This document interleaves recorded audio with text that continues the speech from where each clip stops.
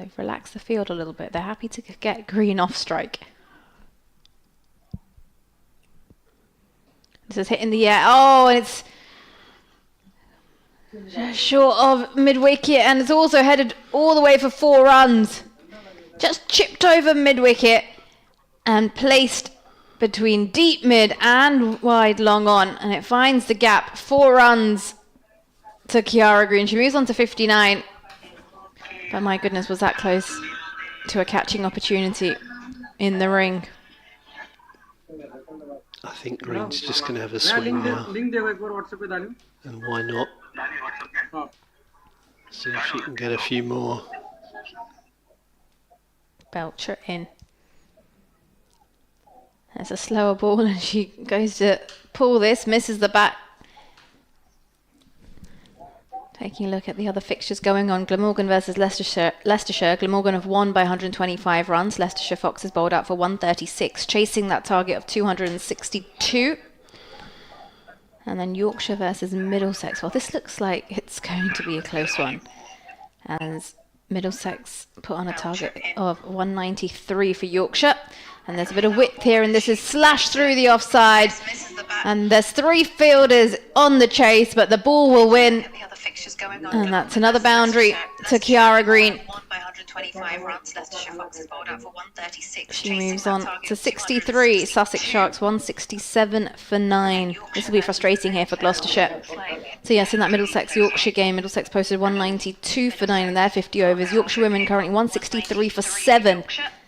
30 runs required in 8 overs. And it's currently down to the tail.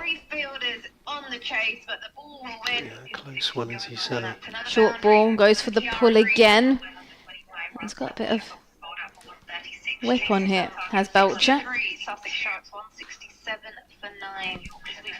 Ria Fackrell and Jess Walston trying to get Yorkshire home at Headingley.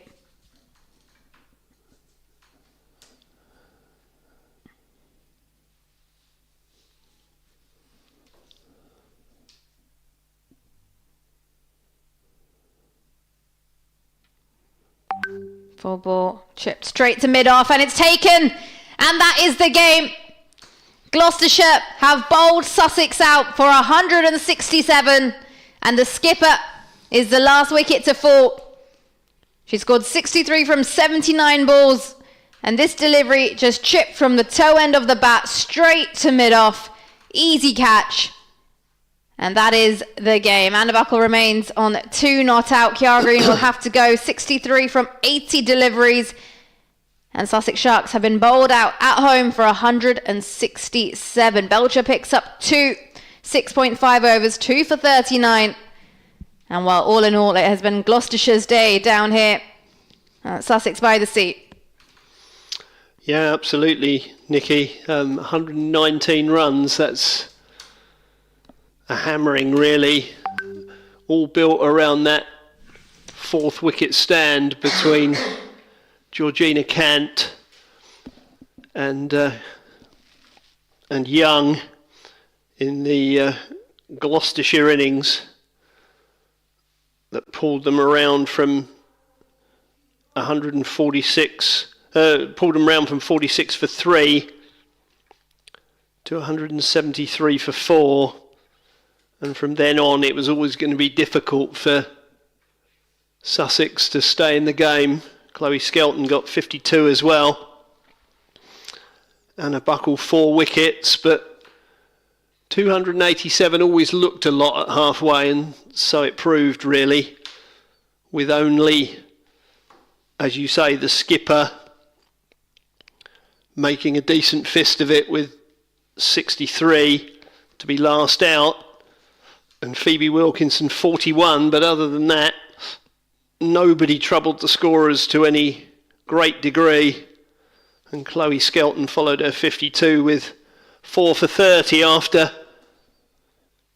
obviously Dolman had opened the door with the 3 wickets. Katie Dolman, 3 wickets with the new ball. And they were never in it, really. No, they want great bowling figures from Gloucestershire, super economical pretty much from everyone. Belcher just being on the slightly more expensive side, but she's picked up 2 wickets. So 4 wickets for Skelton, 3 wickets there for Dolman, and 2 wickets for Belcher and 1 for Charlie Phillips as well. And well, at the end of the day, Gloucestershire have been well and truly on top. Sussex they were slacking from the get-go. And the wickets falling in consistent manner as well. They didn't really get through to those partnerships that they would have needed to stabilise that innings. The main one between Green and Lee, 57 runs. And second top scoring partnerships between Wilkinson and Green as well, 40. But yes, just contributions from the Sussex Sharks. Batting lineup not as promising as we would have hoped, especially when you're looking to chase down a target of 287. And well, that run rate, they were on top of it at the start, and it just seemed to have crept away from them as each over went on, and too much pressure left to the end. And while it was Gloucestershire's day, Sussex were able to look back on this game and reflect. And a quick summary of the game as well. Anna Buckle with the ball for Sussex, 4 for 43. Stanley as well, brilliant spell, 10 overs, 2 for 53. Georgina Cant with the bat for Gloucestershire, top scoring with 91. Jones 65. Skelton 52. Those are the sort of contributions you want to see. Sussex with the bat, the skipper leads from the front, 63. And then second top score by Phoebe Wilkinson, 41 of 55 deliveries. Well, Gloucestershire will be happy. It'll be a happy coach journey back to Bristol. As for Sussex, a bit of reflecting to do before their next game on the 9th of August. And if I'm not mistaken, they are due to be playing on the 9th of August, Leicestershire Foxes at Arundel Castle Cricket Club. So a beautiful setting, a lot to reflect on, and they can fight back stronger. But right here at Hove, Gloucestershire women have won by 119 runs. Congratulations to them. Thanks to our viewers and listeners for the day. And we will catch you back for Sussex Sharks' next game on the 9th of August at Arundel Castle Cricket Club. So from Jonathan and I, Nikki Chowdhury, have a lovely, lovely Saturday evening.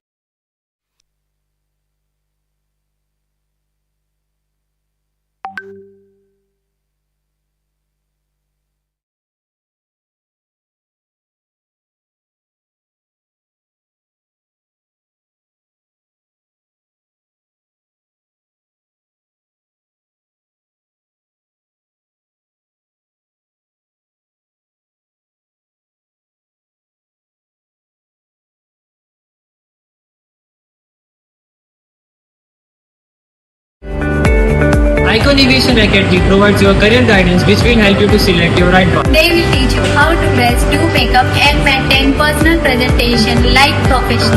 Icon Aviation Academy is a fantastic place to study and grow in aviation and hospitality. Icon Aviation Academy where dream takes flight and career in aviation begins. We don't just do theory, we do mock interviews, role plays and much.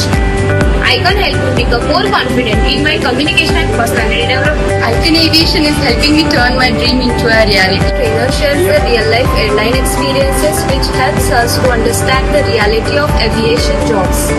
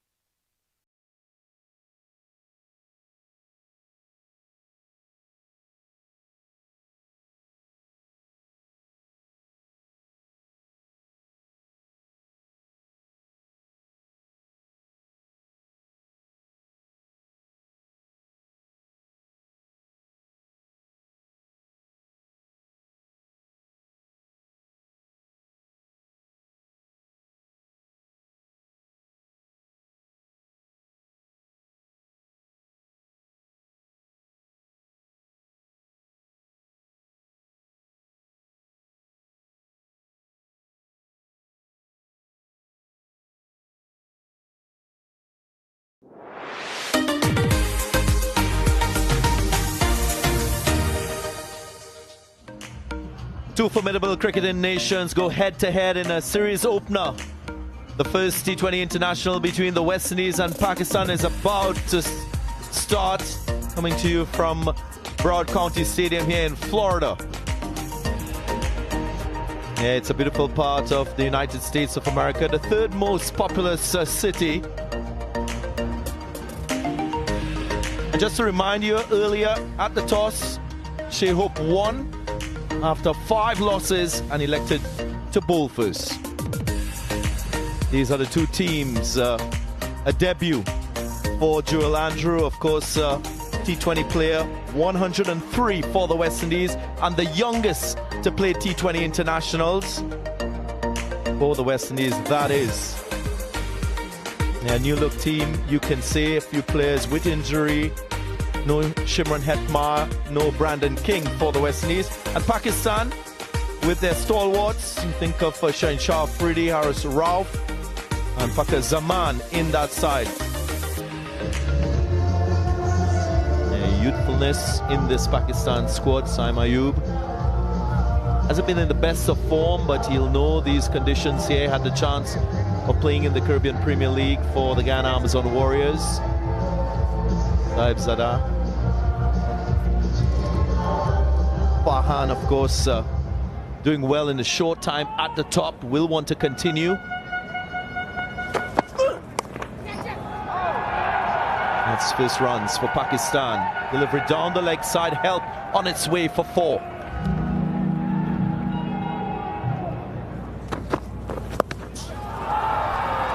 Enough power, enough distance.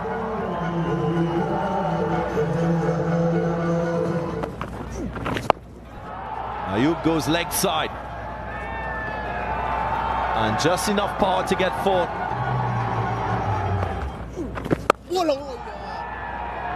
That's a little bit wide. Wide enough for Ayub to get his second boundary in the over. Stifle appeal and the finger goes up. You get a sense that there was 2 sounds, maybe a bit of bat. Ball tracking coming up. Pitching outside off, impact in line, wickets, umpire's call. Thank you. Reese, I'll have you stay with your original decision of out. I'll let you know when you're on screen. You're on screen now, make the signal. Farhan departs for 14, it's 26 for 1. That's a good shot. Nice use of the feet from Fakhar. Such a good shot, that, because it's hit on the bounce. I don't think it was an out-and-out half volley.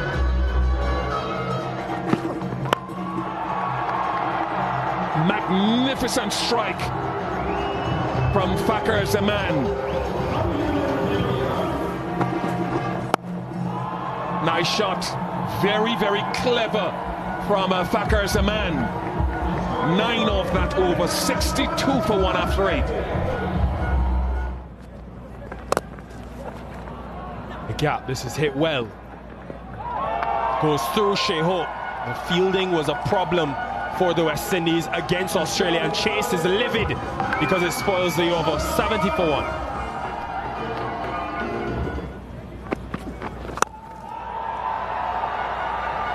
Jason Holder was in the circle at mid-off, so he won't complete the catch.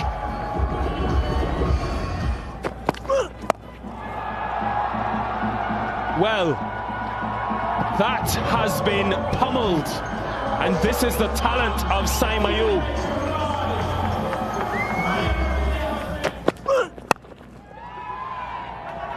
Trying to force Saim Ayub to hit through the offside.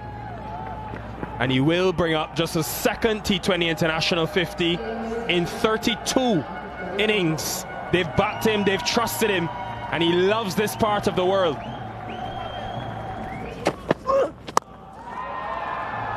My word, that is supreme ball striking. And had all the flexibility with mid-off up. 103 for 1.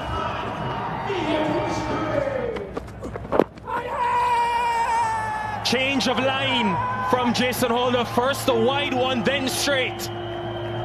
He has reviewed this though. It's been given out on field. Ball tracking coming up. Impact in line. Wickets hitting. Reese, I'll have you stay with your original decision of outs. I'll let you know when you're on screen. You're on screen, make the signal. He's gone 57, 107 for 2.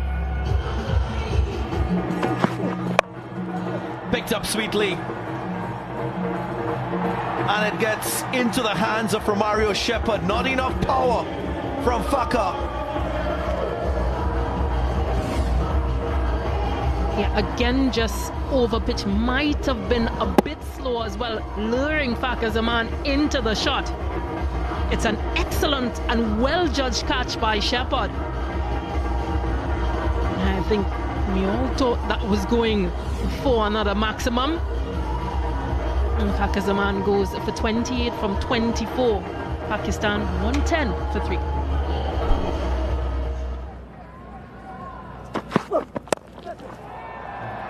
It's over cover.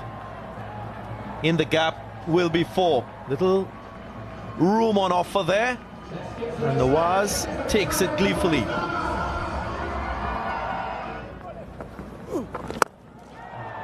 That's in the slot. And that composure spells class. Long levers, excellent timing, and a great finish to the over. 15 gone, 126 for 3.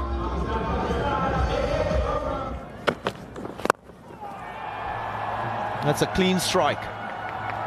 Goes all the way for 6, so after a few very good deliveries, Holder gets to full.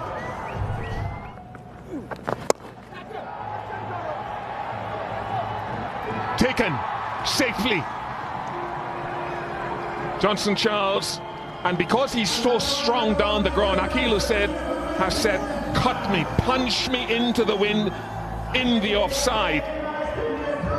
And Charles takes the catch. Yeah, it's gone very wide.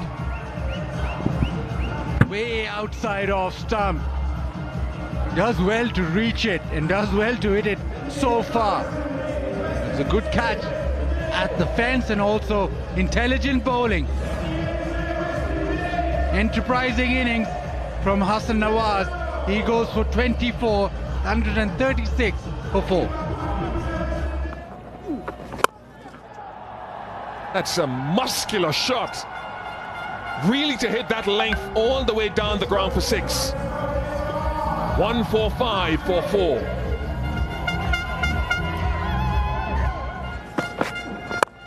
So he goes wide and very good bowling to the plan. Keeping it away from the arc, the ball angling away and going further away from Nawaz. So it's difficult getting power into the shot. Field placed perfectly. Moti takes a good catch because it was just a little swerve on it too. Mohammad Nawaz, the latest to depart, goes for 9. It's 150 for 5. Lot of height on it. Does it have enough distance? Oh no. Goodness me, the catching again. And some of the ground fielding tonight hasn't been great either. Shilfain Rutherford. That got enough distance on it. It's got a lot of height, no distance, and Jason Holder finally holds on another wicket for Shamar Joseph.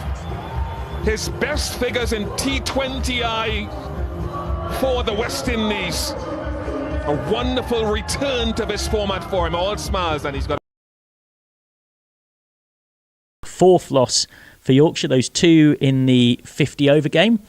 And then Yorkshire, of course, were defeated by the Bears, the Tier 1 Bears, so no shame in that at all, given their higher tier opposition in the County Cup quarter-final. And then Yorkshire's other defeat, of course, was in the final against Middlesex last weekend. Those are future challenges, though. For now, your reflections on a quite extraordinary game of cricket, Dr. Jane Powell. Well, it's interesting because, you know, all credit to Middlesex, as I've already said, you know, they showed their experience and came through. And I was just reflecting while you were speaking there that I know that the way that Yorkshire are approaching this season is to try and give youngsters a go. Having said that, you know, we've seen Innes Blackwell came for a debut at 16 years of age. Amelia Love there at 16 years of age. Not out at the end batting, you know, and it's good that Richard Pyre and his